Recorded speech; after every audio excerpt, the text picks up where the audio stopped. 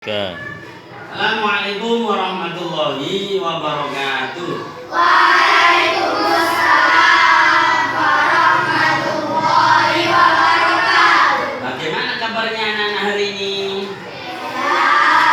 Alhamdulillah. Allahu Akbar.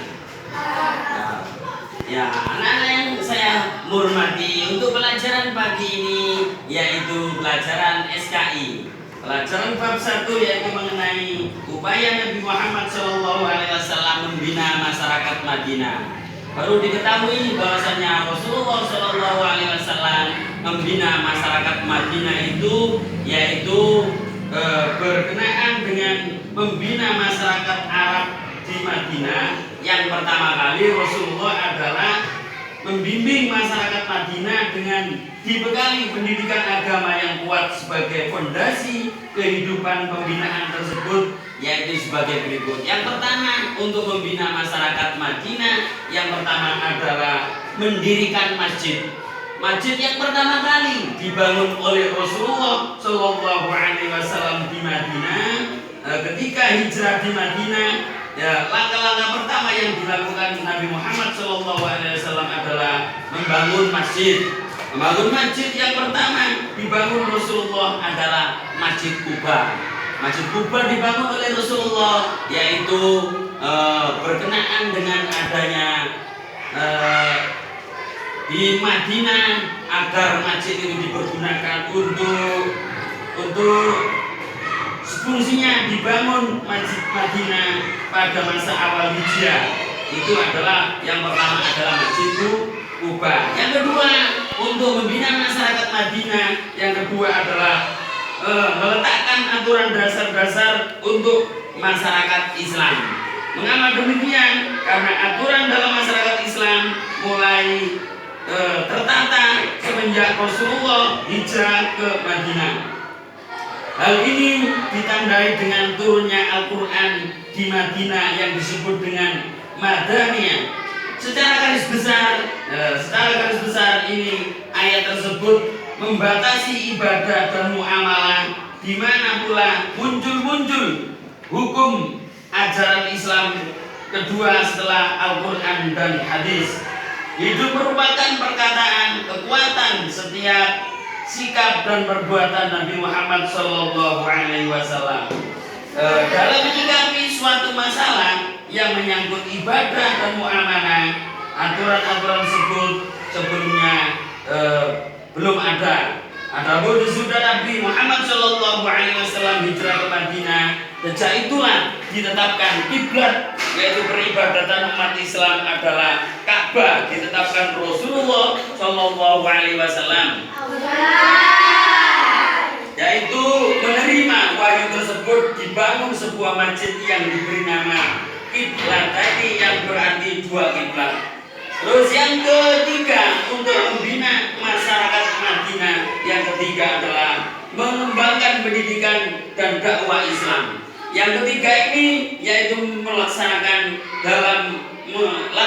syariat agama Islam dibutuhkan orang yang pandai dalam membaca dan menulis. Oleh karena itu Nabi Muhammad Shallallahu Alaihi Wasallam memperhatikan masalah pendidikan, faktor pendorong berkembangnya pendidikan pada zaman Rasulullah Shallallahu Alaihi Wasallam. Adapun yang kedua yaitu pembinaan bidang sosial. Pembinaan bidang sosial untuk menjalin kerjasama yang kokoh dan mendidik tanggung jawab sosial, tolong menolong antar umat Rasulullah Shallallahu Alaihi Wasallam, menciptakan perdamaian antar suku. Nah, untuk membina bidang sosial ini, Nabi Muhammad mempersatukan dua kaum, yaitu yang pertama adalah kaum Ansor dan Muhajirin. Tujuannya Rasulullah mempersatukan kaum Ansor dan Muhajirin adalah mempersaudarakan kaum Ansor dengan kaum Muhajirin berpasang-pasangan supaya tercipta rasa persaudaraan dan kekeluargaan di antara mereka, sehingga terbina tolong menolong satu sama lain. Terus untuk membina masyarakat Madinah, yang kedua yaitu menciptakan di Madinah, terutama di Madinah itu yang berkepanjangan, yaitu pertikai, bermusuhan, yaitu kaum yang pertama adalah kaum Khadraj dengan kaum suku Aus. Ini yang kedua-duanya suku itu terbilang cukup lama bermusuhan, akhirnya Rasulullah mempersatukan suku tersebut. Yang ketiga yaitu pembinaan dalam bidang ekonomi. Rasulullah SAW dalam bidang ekonomi sangat penting, menunjang kehidupan duniawi dan bekal untuk beribadah. Oleh karena itu Rasulullah SAW mempunyai strategi membina ekonomi masyarakat berikut pembinaan bidang-bidang ekonomi. Yang pertama yaitu membangun pasar yang islami, itu agar ada peningkatan. Yang kedua yaitu meningkatkan mutu pertanian.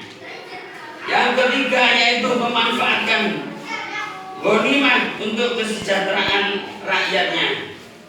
Dan yang keempat yaitu memberdayakan harta zakat. Dan yang kelima yaitu memberdayakan harta jizyah, yaitu pajak.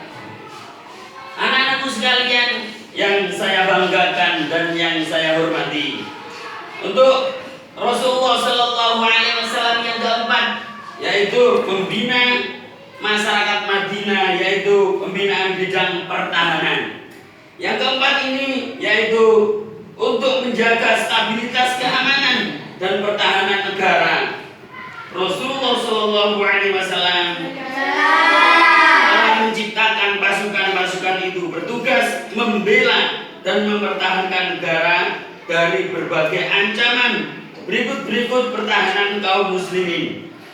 Yang pertama adalah menghadang musuh di lembah Badar. Yang pertama kali Rasulullah SAW juga ikut perang Badar pada waktu itu. Di kalangan kaum Quraisy tumbuh rasa cemburu akibat perkembangan Madinah di bawah kepemimpinan Nabi Muhammad SAW. Adapun perang Badar itu yang pertempuran ini dinamakan oleh pasukan Muslim dengan membawa dampak bagi umat Islam maupun kaum Quraisy, diantaranya yaitu yang pertama adalah menunjukkan bahwa kekuatan Islam di Madinah semakin solid dan muncul tokoh-tokoh pemimpin baru, yaitu Nabi Muhammad SAW. Yang kedua yaitu suku-suku Arab lain akan menganggap serius kekuatan Islam sebagai salah satu kekuatan baru selain dominasi kaum Quraisy. Yang ketiga yaitu Nabi Muhammad SAW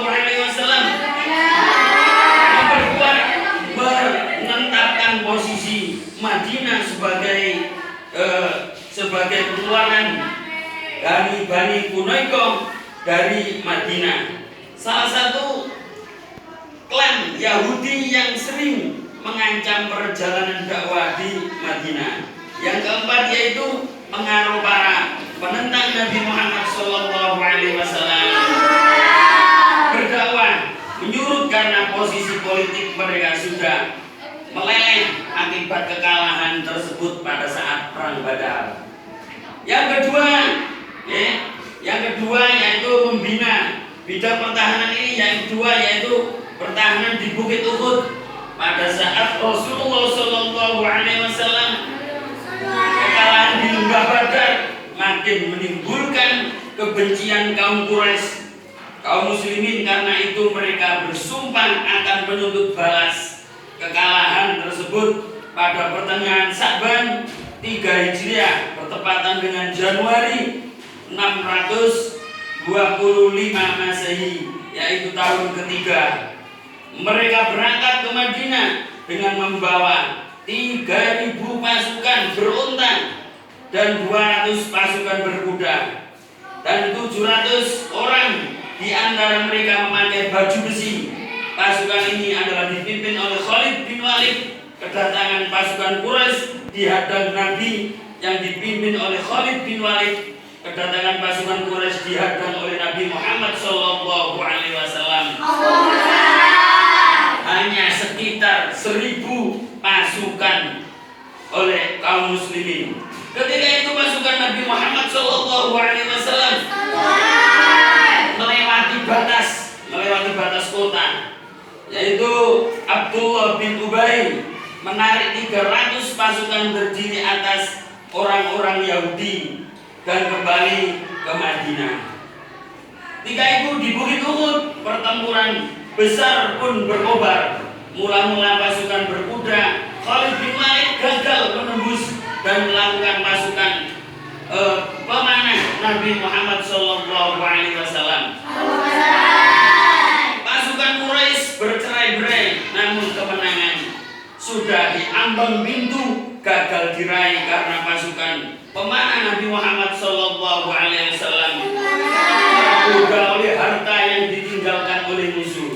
Oleh karena itu, pasukan Khalid bin Walid berbalik menyerang pasukan pemanah, dapat dilumpuhkan oleh satu persatu pasukan Nabi Muhammad SAW. Dan yang ketiga, yaitu perjuangan memanah pasukan Ahzab dengan membuat perang Khandaq. Peristiwa ini terjadi pada 31 Maret 1627 Masehi yang bertepatan dengan 31 Maret.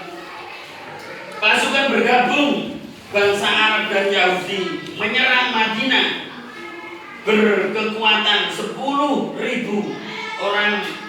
Sementara itu pasukan yang ada di Madinah berjumlah 3.000 orang.